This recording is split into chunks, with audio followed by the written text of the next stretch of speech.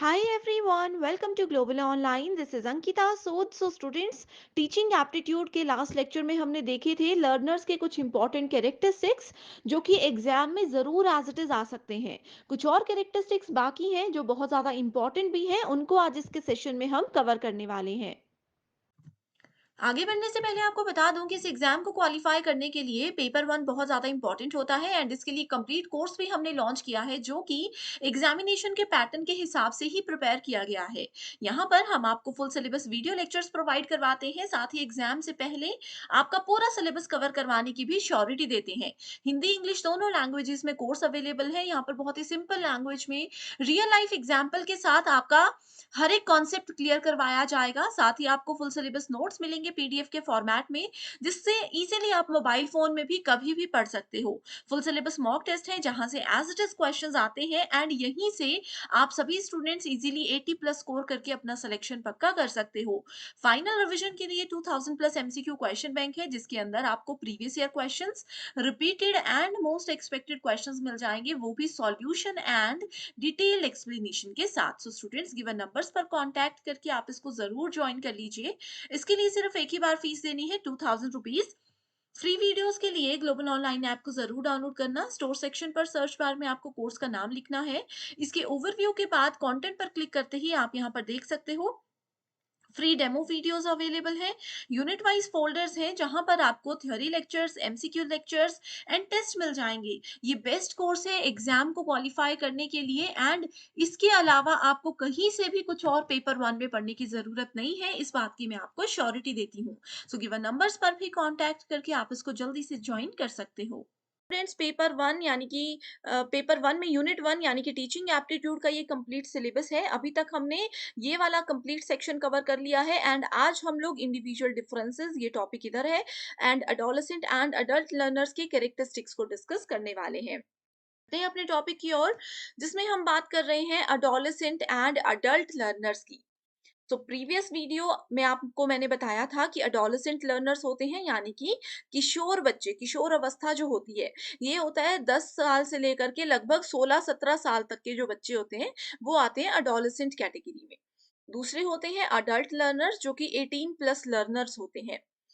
इस वीडियो में हम देखेंगे कि अडोलेसेंट एंड अडल्ट लर्नर्स की ये जो फोर कैरेक्टरिस्टिक्स हैं, ये किस तरह से डिफरेंट होती हैं। ये जो क्वेश्चन है, ये जो इस पर्टिकुलर स्लाइड में आज मैं आपको बताऊंगी, एग्जाम में जरूर पूछा जाएगा, तो आप इसको नोट जरूर कीजिएगा। ठीक है। तो सबसे पहले हम बात करेंगे अडोलेसेंट लर्नर्स के एकेडमिक कैरेक्टरिस्टिक की। तो एकेडमिक कैरेक्टरिस्टिक्स में सबसे पहले तो ये आता है कि वो लोग हर चीज को रिलेट करना चाहते हैं। बच्चे होते हैं ना, बहुत सवाल पूछते हैं, हम कुछ कराएंगे तो उनको लगेगा कि आधी चीजें बेकार हैं, आधी चीजों का कॉन्सेप्ट वो नहीं समझ पाएंगे, तो वो चाहेंगे कि हम उनको डिटेल में बताएं। तो ये होते हैं अडोलेसेंट लर्नर कि वो हर एक चीज को डीप में समझना चाहते हैं कि इसके पीछे रीजन क्या है, इसको हम क्यों कर रहे हैं, कैसे कर सकते हैं, ये सब चीजें। दूसरा उनका एकेडमिक पॉइंट क्या हो सकता है? दूसरा ये हो सकता है कि इसमें वो कंक्रीट से एब्स्ट्रैक्ट एब्स्ट्रैक्ट थिंकिंग की तरफ को मूव करते हैं। इस चीज को नोट कर लीजिए, ये previous year question as it is statement थी। इस तरह से क्वेश्चन पूछा गया था कि कॉन्क्रीट से एब्स्ट्रैक्ट थिंकिंग की ओर अगर कोई बच्चा मूव करता है तो वो कौन सा लर्नर है एंड उसकी ये कौन सी कैरेक्टरिस्टिक्स है। तो आपको आंसर देना है एडोलेसेंट लर्नर है एंड ये उसकी एकेडमिक कैरेक्टरिस्टिक है। राइट। नेक्स्ट है एकेडमिक कैरेक्टरिस्टिक में यही है कि interest in interacting with peers during learning activities, यानी कि अपने आसपास के लोगों के साथ उनकी इंटरेक्शन जो है वो बढ़ती जाती है। ठीक है। पीयर का मतलब होता है जो हमारे आसपास रहते हैं, जो हमारे आसपास हमारे साथ काम करते हैं, उन लोगों के साथ वो इंटरेक्ट करना बहुत अच्छा समझते हैं। नेक्स्ट आता है सोशल कैरेक्टरिस्टिक की। अगर हम लोग बात करें तो इसमें वो अपना बिहेवियर चेंज करते हैं। ठीक है। जैसे कि अगर मान लीजिए उनको अपने पेरेंट्स में कोई अच्छी आदत लगती है तो वो उसको मतलब नोट करते हैं, उसको अपने आप में अपनाने की कोशिश करते हैं। ठीक है। दूसरा, जैसे कई बार होता है ना कि मेरा फ्रेंड कोई किस तरह से बात कर रहा है, मुझे वो तरीका अच्छा लगे या अट्रैक्टिव लगे, हम उसको फॉलो करने की कोशिश करते हैं एंड अपने आप में उस चीज को इनहेल करने की कोशिश करते हैं। तो ये होता है सोशल कैरेक्टरिस्टिक एक अडोलेसेंट लर्नर की। अभी तक उनका अपना कोई बेसिक नेचर नहीं होता, अभी वो सामने वाले को देखकर उस अकॉर्डिंग उनके हिसाब से उनकी तरह बनने की कोशिश करते हैं। सिंपल लैंग्वेज में अगर बोलूँ तो we try to copy the behaviour of people around us. Next social characteristic हो सकता है, इस एज में हम क्या करते हैं, अपनी सोशल पोजीशन यानी कि अपनी एक सोशल इमेज बनाने की कोशिश करते हैं। इस एज में ज़्यादातर स्टूडेंट्स को ये रहता है कि यस हम स्कूल जाएँ तो सब हमें जानते हों, सब हमसे अच्छे से बात करें। ये जैसे मूवीज़ टाइप होता है ना, उस तरह से वो चाहते हैं। तो एक सोशल इमेज उनकी अच्छी होनी चाहिए। इस एज में तभी होता है कि स्टूडेंट्स को अगर कोई डाँट दे सबके सामने तो वो बहुत बुरा मान जाते हैं, क्योंकि उनको ऐसा लगता है कि हमारी इमेज खराब हो रही है, हमसे लोग अच्छे से बात नहीं कर पा रहे हैं, तो ये सब चीज़ें रहती हैं, ठीक है? नेक्स्ट है adolescent learners love to make groups with people having some background और मेंटालिटी, यानी कि कुछ सेम बैकग्राउंड और मेंटालिटी के लोगों के साथ वो अपने ग्रुप्स बनाने लग जाते हैं। इस तरह से इनकी दोस्ती और इस तरह से चीजें जो है ये कनेक्ट कर पाते हैं। राइट। नेक्स्ट कैरेक्टरिस्टिक है that is emotional characteristics. So emotional characteristics में मूड स्विंग्स बहुत आते हैं इस एज में बच्चों के। तो चाहे क्लास में हो, ऐसा होता है ना कि थोड़ा सा भी टीचर ने क्लास में स्टूडेंट्स को कुछ बोल दिया तो वो बहुत गुस्सा हो जाएंगे, वो बहुत इरिटेट हो जाते हैं। तो ये सारे आते हैं उसके इमोशनल कैरेक्टरिस्टिक में। तो ये एग्जाम में क्वेश्चन पूछा गया था कि अगर किसी बच्चे को आप क्लास में पढ़ा रहे हो, किसी बच्चे को मूड स्विंग्स हो रहे हैं, वो छोटी-छोटी बात पे इरिटेट हो रहे हैं, आप उनको पढ़ा रहे हो, जो भी कर रहे हो वो इरिटेट हो रहे हैं, तो वो कौन से लर्नर की कौन-सी कैरेक्टरिस्टिक है? तो ये एडोलेसेंट लर्नर की इमोशनल कैरेक्टरिस्टिक के अंदर आता है। ठीक है? एंड इमोशनली वो जो है काफ़ी वीक होते हैं इस टाइम पे, उनकी एनर्जी लेवल बहुत हायर होता है and they want to release that energy. ठीक है? हाई एनर्जी होती है एंड इससे ये बड़ी गंदी एक्टिविटीज़ में भी पड़ जाते हैं। एक आपने भी सुना होगा कि एक एज होती है बिगड़ने की और सुधरने की, जो उस एज में बिगड़ गया, वो बिगड़ गया। तो ये वो इमोशनल कैरेक्टरिस्टिक होती है एडोलेसेंट लर्नर्स की। ठीक है? कि वो इस एज में एनर्जी हायर होती है, कहीं पे उस एनर्जी को यूज़ करना चाहते हैं, सो वो बैड एक्टिविटीज़ में भी इन्वॉल्व हो जाते हैं। नेक्स्ट आती है कॉग्निटिव एबिलिटीज, जो कि बहुत ही ज्यादा इंपॉर्टेंट है। कॉग्निटिव एबिलिटी जो होती है एक अडोलेसेंट लर्नर की, वो ये होती है कि वो अ, किसी भी कॉम्प्लेक्स चीज अगर हमारे सामने आ जाती है तो उसको समझने की कोशिश करते हैं, उसको ज्यादा जानकारी लेने की कोशिश करते हैं उससे रिलेटेड। ठीक है? जैसे कि बहुत फेमस होना चाहते हैं। इफ अ कैट क्रॉस, जैसे एक होता है ना, आपने सुना होगा कि अगर एक बिल्ली रास्ता काट जाती है, एक बिल्ली अगर रास्ता काट जाती है तो वो अशुभ होता है। इस तरह की बहुत सी बातें आपने सुनी होंगी, हालाँकि ऐसा कुछ होता नहीं है, लेकिन हो मानते हैं लोग। तो ये होती है कॉग्निटिव मतलब मेंटल एबिलिटी। तो उन्होंने ये बातें घर पे सुनी है एंड वो उन सुनी-सुनाई बातों को अभी ध्यान में दे रहे हैं, ठीक है? एंड उस अकॉर्डिंग ही उनका बिहेवियर धीरे-धीरे बनने लग जाता है। तो ये होता है कॉग्निटिविटी के अंदर उनकी। So every adolescent learner for such things and started questioning. ठीक है? फ़ोकस करते हैं ये इस तरह की चीज़ों पे एंड उससे रिलेटेड क्वेश्चन्स पूछने लग जाते हैं। अब जैसे उनको कोई बोलेगा कि हाँ, जब बिल्ली रास्ता काट जाए तो आपने आगे नहीं बढ़ना, आपने यहीं पे रुक जाना है, राइट? लेकिन वो पूछेंगे ऐसा क्यों होता है, क्या होता है, किसने बनाया, ये बेकार की चीज़ें हैं। लेकिन कहीं न कहीं उनके माइंड में ये बात आ चुकी है एंड वो उस चीज़ पे फ़ोकस करने लग चुके हैं। एंड वो कहीं न कहीं जब बिल्ली रास्ता काटेगी तो वो रुकेंगे एंड इस चीज़ पे ध्यान देंगे ही देंगे। ठीक है? तो ये होती है एक एडोलेसेंट लर्नर की कॉग्निटिव कैरेक्टरिस्टिक। ये जो है इम्पेशेंट होते हैं, बिल्कुल भी पेशेंस नहीं होता है and they have ability to do self reflective, that means they implement everything. यानी कि जो उनको अच्छा लगता है वो उसको इमोशनल कैरेक्टरिस्टिक के अंदर इम्प्लीमेंट तो करते हैं अपने आप पे, उस चीज़ को अडॉप्ट तो कर लेते हैं। एंड कॉग्निटिविटी में ये होता है कि वो अपने माइंड में उस चीज़ को इतना सेट कर देते हैं कि उसकी वजह से उनका ये एक परमानेंट नेचर ही बन जाता है। तो ये होती हैं 4 कैरेक्टरिस्टिक्स एक एडोलेसेंट लर्नर की, ठीक है? सो एक एडोलेसेंट लर्नर की 4 कैरेक्टरिस्टिक्स हैं। अब हम लोग बात करने वाले हैं किसकी? अब हम लोग बात करेंगे एडल्ट लर्नर के 4 कैरेक्टरिस्टिक्स की। सो यहाँ पे स्टूडेंट्स, 1 सेकंड। अडल्ट लर्नर्स क्या होते हैं? 18 प्लस होते हैं, यानी कि समझदार बच्चे होते हैं। जैसे कि एडोलेसेंट में उनको समझाना पड़ता है, हर एक चीज़ को पढ़ाना पड़ता है डिटेल में, लेकिन जब आप अडल्ट हो जाते हो तो आप लोगों को हर एक चीज़ को डिटेल में नहीं बताना पड़ता। उनके पास क्या होती है, एक बिग पिक्चर व्यू रहता है कि वो क्या करना चाहते हैं। कहीं न कहीं वो डिसाइड कर चुके होते हैं एंड वो फ्यूचर में क्या करना चाहते हैं, उस चीज़ में वो एंटर हो चुके हैं।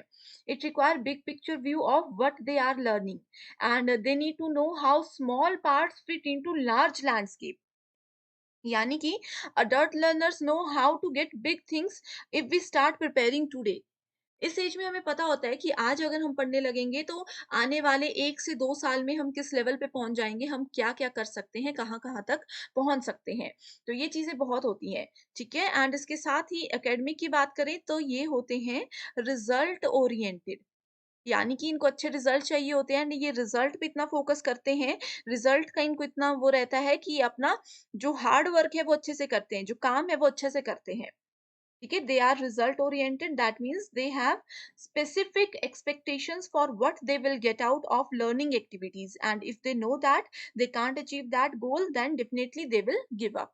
तो एक लेवल पे ऐसा होता है कि अडल्ट लर्नर्स को पता होता है कि नहीं, हम ये नहीं कर पाएंगे, तो वो इजीली उसको छोड़ के दूसरी तरफ मूव भी कर सकते हैं, क्योंकि उनको पता है कि कौन-सी चीज़ उनके लेवल की है, कौन-सी चीज़ उनके लेवल की नहीं है एंड किससे उनका फ्यूचर ब्राइट हो सकता है, किस चीज़ से उनको नुकसान भी पहुँच सकता है। अब बात करते हैं इनके सोशल कैरेक्टरिस्टिक की। तो सोशल कैरेक्टरिस्टिक में क्या होता है, there is no need to control and direct the adult learners. इनको डायरेक्ट नहीं करना पड़ता, ये समझदार होते हैं, क्योंकि जो एडोलेसेंट से बढ़िया निकल गए वो आगे बढ़िया ही चलते हैं, तो पेरेंट्स को भी इतना उनको कंट्रोल नहीं करना पड़ता। आपने देखा होगा, जब तक हम लोग स्कूल में होते हैं, जब तक हम स्कूल में होते हैं तो कितना टीचर्स हमें डायरेक्ट और कंट्रोल करके रखते हैं, लेकिन जब हम कॉलेज में पहुंच जाते हैं, स्पेशली मास्टर्स में पहुंच जाते हैं, तो आपको पता है कि उधर टीचर्स हम पे इतना ध्यान भी नहीं देते, क्योंकि उनको पता है कि बच्चे अपना अच्छा और गलत समझते हैं। ठीक है, सो इस तरह से रहती हैं ये social activities and they prefer a learning community with whom they can interact and discuss questions and issues. ठीक है, इस एज में सभी चाहते हैं कि सब हमें रिस्पेक्ट से ट्रीट करें, तो ये भी एक इम्पॉर्टेंट स्टेटमेंट है, एग्जाम में पूछा जा सकता है कि अडल्ट लर्नर्स की सोशल कैरेक्टरिस्टिक के हिसाब से ये स्टेटमेंट ट्रू है या फॉल्स है। वो ये है कि इस एज में बच्चे चाहते हैं कि हमें रिस्पेक्ट से बात करें एंड वो एक कम्युनिटी में इन्वॉल्व होना चाहते हैं, ताकि लोग उनको पहचाने एंड वो किसी बड़े बात पे अगर डिस्कशन कर भी रहे हैं तो उनसे बड़े एज के लोग, बड़े एक्सपीरियंस के लोग उनको जो है गाइड कर सकें। नेक्स्ट आती है फिर इनकी emotional characteristic. So emotional characteristic जो है इसमें they prefer a sense of control and self direction. वो खुद से डिसाइड करना चाहते हैं, वो खुद से डिसाइड करना चाहते हैं कि हम कहाँ जाएं, हम क्या पढ़ना चाहते हैं, क्या नहीं पढ़ना चाहते। उनको अपने इंटरेस्ट, अपने हॉबीज के बारे में पता चल जाता है।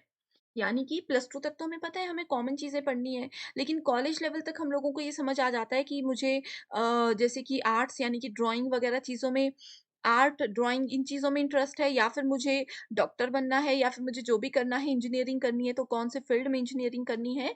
तो ये सारी चीज़ें हम अपने इंटरेस्ट के अकॉर्डिंग सेलेक्ट कर सकते हैं इस एज में। एंड लास्ट है कॉग्निटिव कैरेक्टरिस्टिक्स। इसमें क्या होता है, they take responsibilities for their own success और फेलियर। अब जैसे आप सभी अडल्ट लर्नर्स हो, ठीक है, आप लोग अगर इस समय पे फेल हो जाते हो, तो आपको पता है कि आप खुद रिस्पॉन्सिबल हो अपनी इस चीज के लिए। तो कॉग्निटिविटी होती है कि माइंड में उन्होंने ये चीज को रखा है कि वो क्या है, सेल्फ रिस्पॉन्सिबिलिटी लेते हैं हर चीज की, कि हम ही रिस्पॉन्सिबल है, चाहे अच्छा हो रहा है चाहे गलत हो रहा है। They are autonomous and self directed and they want to apply new knowledge and skill immediately. एक एज ऐसी आती है, जैसे अडल्ट लर्नर्स होते हैं, वो नया कुछ सीखना भी चाहते हैं कि शायद हम इस फील्ड में कुछ अच्छा कर जाएं। तो ये जो चाह से रिलेटेड एग्जाम्पल अगर एग्जाम में पूछे जाएंगे, तो आप लोग इजीली बता सकते हो कि अडल्ट लर्नर्स की कॉग्निटिव एबिलिटीज हैं, कॉग्निटिव कैरेक्टरिस्टिक्स हैं। राइट, सो ये थोड़ा सा मतलब बड़ा टॉपिक हो चुका है, लेकिन ये बहुत इजी है एंड एक बार भी अगर आपने इसको ध्यान से सुन लिया है, तो भी आई नो आप लोग इसको अच्छे से कर सकते हो। अब यहाँ पे हम बात करेंगे डिफरेंट स्टेजेस की। एक बच्चा जब पैदा होता है, एक स्टूडेंट जब पैदा होता है, तो उसको एज में उसकी पूरी डिफरेंट स्टेजेस में डिवाइड किया जाता है। यानी कि बर्थ से लेकर के 2 साल तक के बच्चा, इस एज में उनको बोला जाता है सेंसरी मोटर स्टेज। ये बहुत ही ज़्यादा इंपॉर्टेंट है, एग्ज़ाम में पूछा गया है क्वेश्चन। ठीक है, सेंसरी मोटर स्टेज इसको बोला जाता है। सो इसके जो है कैरेक्टरिस्टिक्स ये है, the infant learns about the world through their senses and through their actions. तो जो बच्चा पैदा होता है वो अपने ऑब्जर्व करेगा अपने सेंसेस से, अपने पेरेंट्स को देख करके ही चीज़ें सीखता है, उसके आस-पास कैसा माहौल है, वो वैसी ही चीज़ें सीखता है। During the sensory motor stage a range of cognitive ability develop, यानी कि उनका जो माइंड है, उनका जो मेंटल लेवल है वो बढ़ने लगता है, डेवलपमेंट स्टेज पे होता है। It include object permanence, self recognition, deferred imitation and representational play. ठीक है? इसमें ज़्यादा कुछ समझाने की ज़रूरत नहीं है। अगर आप न्यूबॉर्न बेबी से लेकर के 2 साल तक का बच्चा देखते हो, तो आपको पता है कि उनका ग्रोथ लेवल क्या होता है, उनके किस तरह से समझने की प्रक्रिया चलती है। ठीक है? इसके और कैरेक्टरिस्टिक्स हैं, डेवलपमेंटल चेंज क्या होते हैं इसमें? They relate to the emergence of the general symbolic function which is the capacity to represent the world mentally, यानी कि वो दुनिया को समझने की, दुनिया का प्रतिनिधित्व करने की क्षमता इस समय पे रखते हैं। At about 8 months, the infant will understand the permanence of objects and that they will still exist even if they can't see them, and the infant will search for them when they disappear. 8 महीने की as में ये बोला गया है कि बच्चे चीज़ों को समझने लग जाते हैं कि कौन सी चीज़ कहाँ जा रही है, ऑब्जर्व करने लग जाते हैं कि कौन सी चीज़ पे हंसना है, कौन सी चीज़ पे कैसे रिएक्ट करना है, ये सारी चीज़ें सीख जाते हैं। नेक्स्ट आता है प्रेपरेशनल स्टेज। ठीक है? Pre operational stage, sorry, pre operational stage है, ये होता है 2 से 7 साल। इस एज के बच्चों को टॉडलर्स बोला जाता है एंड यंग चिल्ड्रन होते हैं acquire the ability to internally represent the world through language and mental imaginary. So इस एज में बच्चे अपनी जो है मानसिक कल्पना करना शुरू कर देते हैं एंड उसके हिसाब से उसी को ध्यान में रखते हुए चीज़ों को सीखने लग जाते हैं। इतना ही काफ़ी है इसमें। नेक्स्ट है, इसको भी आप लोग पढ़ सकते हो। नेक्स्ट आता है हमारे पास कंक्रीट ऑपरेशनल स्टेज। ये होता है 7 से 11 साल के बच्चे। इस स्टेज में क्या होता है, children begin to thinking logically about concrete events. ठीक है? सो इनके बारे में ध्यान से समझना वो शुरू कर देते हैं। आपको स्टूडेंट ज़्यादा याद नहीं रखना, आप क्या करो, एक तो नाम याद रखो कॉन्क्रीट ऑपरेशनल स्टेज, एज याद रखो 7 से 11। आपने ज़रूर इस उम्र के बच्चे देखे होंगे तो आप आइडिया लगा सकते हो कि वो कैसे काम करते हैं। प्री ऑपरेशनल स्टेज है 2 से 7 साल के बच्चे। ठीक है? इस तरह से याद रख लो। नेक्स्ट है फॉर्मल ऑपरेशनल स्टेज, 12 साल एंड उससे ज़्यादा के बच्चे वो क्या करते हैं, ड्यूरिंग दिस स्टेज हम अडोलेसेंट होते हैं, they can deal with abstract ideas, जो कि मैं आपको बता चुकी हूँ। ठीक है? They can follow the form of an argument without having to think in terms of specific. अब है आज का मोस्ट इंपॉर्टेंट टॉपिक जिसका नाम है individual differences. So individual differences यानी कि व्यक्तिगत मतभेद। ये क्या होता है, देखो, दो लोग हैं, ए एंड बी, 2 लोग डिफरेंट होते हैं। किसी भी पैटर्न में, किसी भी मैनर में डिफरेंट हो सकते हैं। उस चीज़ को बोला जाता है individual differences. Individual differences are found in all psychological characteristics, physical, mental abilities, knowledge, habit, personality and character traits. इसको मैं एक एग्जाम्पल के साथ ही आपको बताती हूँ। ये है पर्सन ए, ठीक है, एंड ये है पर्सन बी। ठीक है? स्टूडेंट ए, स्टूडेंट बी, हम इसको बोलकर चलते हैं। अब इंडिविजुअल डिफरेंसेस बोलता है कि 2 बच्चे, 2 लोग आपस में अलग होते हैं। अब ये टॉपिक टीचिंग एप्टीट्यूड में इसलिए ऐड किया गया है ताकि आप लोगों को आप लोग पता कर सको कि 2 बच्चे एक दूसरे से अलग हैं, तो हमें किसी को दूसरे के साथ कंपेयर बिल्कुल भी नहीं करना है। अब ऐसा हो सकता है कि स्टूडेंट ए जो है ये मैथ में बहुत अच्छा है, 100% भी स्कोर कर सकता है। लेकिन पर्सन बी जो है ये मैथ में बिल्कुल ज़ीरो है, ये मुश्किल से 10% स्कोर कर सकता है, यानी कि हर बार मैथ में फेल होता है। इसका मतलब क्या है? इसका मतलब तो हम ये नहीं बोल सकते कि ए बहुत अच्छा है, ये लाइफ में बहुत अच्छा कुछ करेगा। वहीं दूसरी तरफ पर्सन ए जो है वो गेम्स में बिल्कुल भी इंटरेस्टेड नहीं है। लेकिन पर्सन बी जो है ये गेम्स में नेशनल और इंटरनेशनल लेवल तक खेल के आ चुका है, यानी कि 100% अच्छा है अपनी गेम्स वाले सेक्शन में। ठीक है? तो 2 लोग हैं, 2 क्राइटेरिया हैं, ये अपने आप में डिफरेंट हो सकते हैं। तो इंडिविजुअल डिफरेंसेस में यही होता है कि अगर 2 स्टूडेंट्स हैं, एक स्टूडेंट आपकी क्लास में अच्छा रिस्पॉन्स नहीं दे रहा, उसका रिजल्ट बिल्कुल भी अच्छा नहीं आ रहा, तो आप उसको कभी भी दूसरे स्टूडेंट के साथ कंपेयर ना करें। ठीक है? क्योंकि हो सकता है कि उसको उस सब्जेक्ट में इंटरेस्ट ही ना हो, वो किसी दूसरे सब्जेक्ट में इतना प्रो चल रहा हो, इतना अच्छे से काम कर रहा हो कि वो बहुत अच्छा उसमें अपना फ्यूचर बना सकता है। ठीक है? सो यही बोला जाता है इंडिविजुअल डिफरेंसेस में। अब यहाँ पे एक तो जो डेफिनेशन मैंने बताई इसको याद रखो। एक एग्जाम में इस तरह से क्वेश्चन पूछा जा सकता है कि इंडिविजुअल डिफरेंसेस जो होते हैं उनको किस बेसिस पे डिवाइड किया जा सकता है। पहला है फिजिकल अपीयरेंसेस। कुछ भी हो सकता है, पर्सन ए कोई लड़की है वो बहुत ब्यूटीफुल है। ठीक है? जो बी है वो ब्यूटीफुल नहीं है। तो क्या है, उनका फिजिकल अपीयरेंस है, किसी की हाइट कम हो सकती है, किसी की हाइट ज्यादा हो सकती है, तो इस बेसिस पे उनको कंपेयर करना बिल्कुल गलत हो सकता है। अब आप बोलोगे कि हाइट कहीं ना कहीं मैटर करती है, जैसे अगर हम कहीं पे भर्ती टाइप के लिए जा रहे हैं, ठीक है, आर्मी में जाना चाहते हैं, तो वो वहां पे हाइट मैटर करती है, तो वो एक क्राइटेरिया होता है, लेकिन वहां पे उनमें डिफरेंस नहीं किया जाता, वो एक अलग चीज है, ठीक है, तो आप लोगों ने उस चीज को भी ध्यान में रखना है। दूसरा है इंटेलिजेंस लेवल, वो मैं आपको एग्जांपल बता चुकी हूँ। दूसरा है एटीट्यूड। एटीट्यूड पे यहाँ पे हमारा मतलब है कि किसी एक पर्सन का किसी एक चीज को लेकर के पॉइंट ऑफ व्यू कुछ और हो सकता है, दूसरे पर्सन का उस चीज को लेकर के पॉइंट ऑफ व्यू कुछ और हो सकता है, जिस चीज से डिबेट्स भी शुरू हो सकती हैं। ठीक है, कोई भी डिबेट जीते अपनी एंड पे तो दोनों ही लोग सही होते हैं, तो ये होते हैं डिफरेंट एटीट्यूड। नेक्स्ट है डिफरेंट अचीवमेंट्स, इसका एग्जांपल भी मैंने यहाँ पे आपको बताया है, यही अचीवमेंट के अंदर आता है। नेक्स्ट है सेक्स। अब बोलोगे कि मेल एंड फीमेल दोनों को इक्वल अपॉर्चुनिटीज मिलती हैं, दोनों को इक्वल लेवल पे रखा जाता है, ठीक है, डिफरेंस नहीं किया जाता मेल फीमेल में, तो यहाँ पे इस चीज को क्यों ऐड किया गया? कई बार क्या होता है कि कुछ चीजों के लिए कुछ रिक्रूटमेंट्स होती हैं, कुछ चीजें होती हैं जो कि मेल फीमेल मेल ही कर सकते हैं, कुछ फीमेल्स ही कर सकती हैं, तो उस चीज को लेकर के यहाँ पे बोला गया है कि इंडिविजुअल डिफरेंसेस में ये चीज को भी ऐड जनरली किया जाता है, लेकिन नहीं किया जाना चाहिए, ठीक है। नेक्स्ट है इकोनॉमिक स्टेटस, कि पर्सन जो है, स्टूडेंट जो है, उसका इकोनॉमिक स्टेटस क्या है, फैमिली बैकग्राउंड क्या है। सबका फैमिली बैकग्राउंड डिफरेंट होता है, तो उस चीज पे भी उनमें डिफरेंस कभी नहीं करना चाहिए।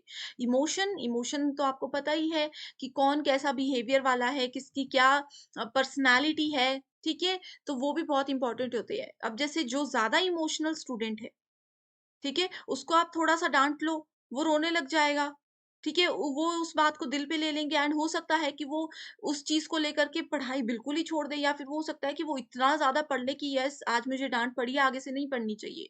एक वहाँ पे दूसरा बच्चा है, उसका इमोशनल लेवल जो है वो ऐसा है कि आप उसको जितना मर्ज़ी डाँटो, उसको कोई फ़र्क ही नहीं पड़ता। अच्छा बोलो, बुरा बोलो, पढ़ाओ, डाँटो, जो मर्ज़ी करो, उसको कोई फ़र्क नहीं पड़ता। तो हर एक बच्चे का इमोशनल लेवल, इमोशन जो है वो भी डिफरेंट होते हैं। ठीक है, सेम वही है, उनकी पर्सनालिटी भी डिफरेंट होती है, सो इन सब चीजों को यहाँ पे पॉइंट आउट किया गया है एंड यही बोला गया है कि हमें इंडिविजुअल डिफरेंसेस को किस तरह से कैरेक्टराइज किया गया है generally, right. So I hope students आज की ये वीडियो आपको पसंद आई है। आज जो हमने जो टॉपिक किए हैं ये बहुत ज्यादा इंपॉर्टेंट है, एंड प्रीवियस वीडियो यानी कि lecture number 1 and lecture number 2 बहुत ज्यादा इंपॉर्टेंट है, अगर मिस हो चुके हैं तो उसको जरूर देखिएगा। And thank you so much for watching this video and I wish you